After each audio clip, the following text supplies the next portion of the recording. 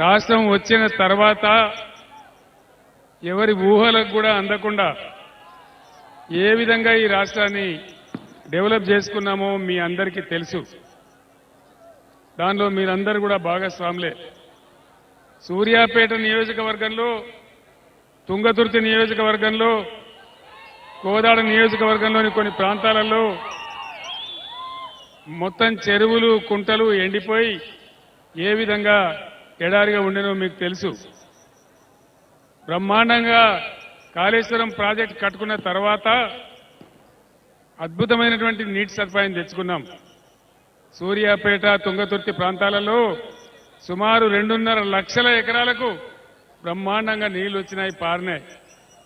అదేవిధంగా కరెంటు ఎంత బాగా చేసుకున్నామో, ఒక్క నిమిషం కూడా కరెంటు పోకుండా ఎంత అద్భుతంగా మనం చేసుకున్నామో మీకు తెలుసు. అదేవిధంగా అన్ని గ్రామాలు, పట్టణాలు పల్లె ప్రగతి, పట్టణ ప్రగతి కార్యక్రమాలతోని, పచ్చని చెట్లతోని ఎంత బాగా చేసుకున్నామో మీకు తెలుసు. జగదీశ్వర్ రెడ్డి గారి నాయకత్వంలో సూర్యాపేట పట్టణం ఎంత బ్రహ్మాండంగా అభివృద్ధి చేసినామో మీకు తెలుసు. దీన్ని జిల్లా చేసుకున్నాం. సూర్యాపేటను మెడికల్ కాలేజీ తెచ్చుకున్నాం. సద్దుల చెరువు అయితే ముద్దుల చెరువు చేసుకోగలిగినాం. సద్దుల చెరువు కాదు, దాన్ని చూసి పోయినసారి వచ్చినప్పుడు నేనే ఆశ్చర్యపోయినా. సద్దుల చెరువు ఒక ముద్దుల చెరువుగా మారిపోయింది, అద్భుతమైన చెరువుగా మారిపోయింది. ఇటువంటి మంచి కార్యక్రమాలు అనేకం చేసుకున్నాం, అనేక కార్యక్రమాలు చేసుకున్నాం. పేదవాళ్లకు పెన్షన్లు ఇచ్చుకున్నాం. 200 రూపాయల పెన్షన్ని 2000 రూపాయలు చేసి పేద సాధాలందరినీ కాపాడుకున్నాం. లంబాడి తండాలన్నీ గ్రామ పంచాయతీలు చేసి గిరిజన జాతి యొక్క గౌరవాన్ని పెంచుకున్నాం. ఇట్లా దళిత బిడ్డలు ధనిక బిడ్డలు కావాలని కుటుంబానికి 10 లక్షలు ఇచ్చి దళిత బంధు కార్యక్రమాన్ని తెచ్చుకున్నాం. ఇవన్నీ కూడా మీ కళ్ళ ముందు జరిగిన కార్యక్రమాలు. బ్రహ్మాండంగా తెలంగాణ ముందుకు దూసుకొని పోతా ఉండే. ఈ మధ్య జరిగినటువంటి ఎలక్షన్లలో కాంగ్రెస్ పార్టీ అడ్డగోలు హామీలు ఇచ్చి, అడ్డగోలు వాళ్ళ నోటికి మొక్కాలే, ఎదురైన మాట చెప్పి మనల్ని మోసం చేస్తే 1.8% తోని మనం ప్రభుత్వాన్ని కోల్పోయినాం. సరే, ప్రజల ఆశీర్వాదం, ప్రజలు ఏ పాత్ర ఇస్తే ఆ పాత్ర పనిచేస్తాం. కానీ ఈనాడున్న కాంగ్రెస్ గవర్నమెంట్ ఒక్కటంటే ఒక్క హామీ కూడా అమలు చేయలే. చేసిన ఒక్క బస్సు హామీ కూడా కిరికిరిగా ఉన్నది తప్పితే అనుకున్న పద్ధతిగా లేదు. ముఖ్యమంత్రి గారు చెప్పినారు, మనం 2 విడతలుగా రైతులకు 30,000 కోట్ల రూపాయలు రుణమాఫీ చేసుకున్నాం, అద్భుతంగా చేసుకున్నాం. అదేవిధంగా రైతు బంధు ఏ విధంగా వస్తా ఉండే, ఈసారి రైతు బంధు అందరికి వచ్చిందా? అందరికి రాలేదు కదా. ఎవరికి వచ్చిందో దేవునికే ఎరుక. ఇప్పుడు అది ఉంటుందో ఊడగొడతారో కూడా తెలియదు. రైతు బీమా కూడా ఉంచుతారో ముంచుతారో తెలియదు. కరెంటు మాయమైపోయింది, బ్రహ్మాండంగా ఉన్న కరెంటు మాయమైపోయింది. మిషన్ భగీరథ నీళ్లు, అద్భుతంగా ఇంటింటికి వచ్చిన నీళ్లు, అవి కూడా మాయమైపోయినాయి. జగదీశ్వర్ రెడ్డి గారి నాయకత్వంలో అటు పెద్దదేవులపల్లి నుంచి కానీ, ఇక్కడ అటు టేల్పాండ్ నుంచి కానీ, ఇక్కడ పాలేరు నుంచి కానీ శుద్ధమైన నీళ్లు తెచ్చి ₹1 టౌన్లో నల్లా కనెక్షన్ ఇచ్చి ప్రతి పేదవాడి ఇంట్లో నల్లా పెట్టి రూపాయి ఛార్జీ లేకుండా చేయకుండా మనం చేసుకున్నాం. సూర్యాపేటది ఒక విచిత్రమైన పరిస్థితి. 30 ఏళ్లు మూసి మురికి నీళ్లు తాగించింది ఇదే కాంగ్రెస్. ఈ కాంగ్రెస్ రాజ్యంలోనే 30 సంవత్సరాలు మురికి నీళ్లు తాగించినారు మనకు. అది కూడా మీ అందరికీ తెలుసు. ఆ బాధలన్నీ పొడగొట్టి బ్రహ్మాండమైన పద్ధతిలో మనం అద్భుతమైనటువంటి మిషన్ భగీరథ తెచ్చుకున్నాం. దాన్ని కూడా నాశనం చేస్తా ఉన్నారు. అది కూడా నడిపేటువంటి పరిస్థితి లేదు. ఏ వర్గానికి కూడా ఆదుకునే పరిస్థితి లేదు. కాంగ్రెస్ గవర్నమెంట్ వచ్చిన కాడి నుంచి 225 మంది రైతులు ఆత్మహత్య చేసుకుంటా ఉన్నారు. పండించిన ధాన్యం కూడా కొనే తెలివి కూడా లేదు ఈ ప్రభుత్వానికి. ఈరోజు చాలా చోట్ల కొనుగోలు కేంద్రాల దగ్గర ప్రజలు నన్ను ఆపి, సార్ 20 రోజులైంది మేము వడ్లు తెచ్చి 15 రోజులైంది ఇప్పటివరకు కాంటా పెడతలేరు కొంటలేరు అని చెప్తా ఉన్నారు. ఈ రకంగా అన్ని రకాలుగా ఫెయిల్ అయింది. ఏం చెప్పిండు ముఖ్యమంత్రి? మీరు పరిగెత్తుండ్రి ఉరుకుండ్రి, కేసీఆర్ 1,00,000 మాఫీ చేసిండు కదా, నేను 2 లక్షలు మాఫీ చేస్తా, డిసెంబర్ 9 నాడు 10:30 గంటలకే మీ లోన్ మొత్తం కట్టేస్తా అని చెప్పినాడు. లోన్ మాఫీ అయ్యిందా? అయ్యే అవకాశం ఉందా? నామం పెట్టినట్టేనా?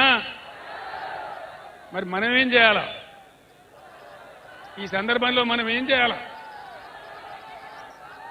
అన్ని హామీలు, దళిత బంధు గతి ఏం చేస్తారో తెలియదు. రైతు బంధు 5 ఎకరాలకే ఇస్తాం, 3 ఎకరాలకే ఇస్తాం, వ్యవసాయం చేసినోనికే ఇస్తాం. ఎన్ని గలీజ్ మాటలు మాట్లాడుతున్నాండి. రైతులంటే మీకు బిచ్చగాళ్ళ కనబడుతున్నారా? రైతులంటే మీకు లక్ష్యం లేదా?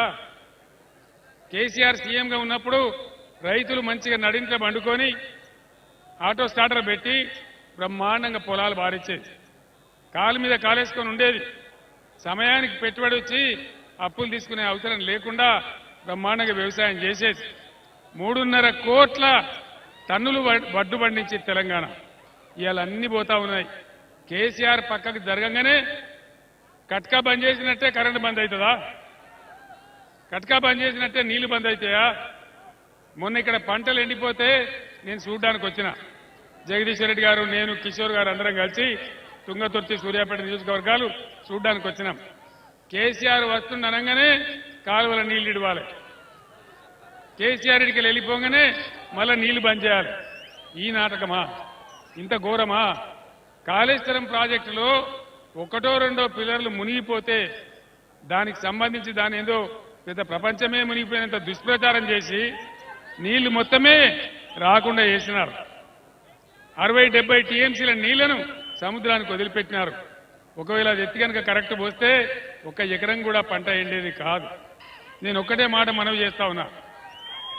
కేసీఆర్ ముఖ్యమంత్రిగా ఉన్నప్పుడు నల్లగొండ జిల్లాలో ఇరిగేషన్ మంత్రి లేడు, కానీ ఇవాళ ఇక్కడనే ఉత్తమ్ కుమార్ రెడ్డి ఇరిగేషన్ మంత్రిగా ఉన్నాడు.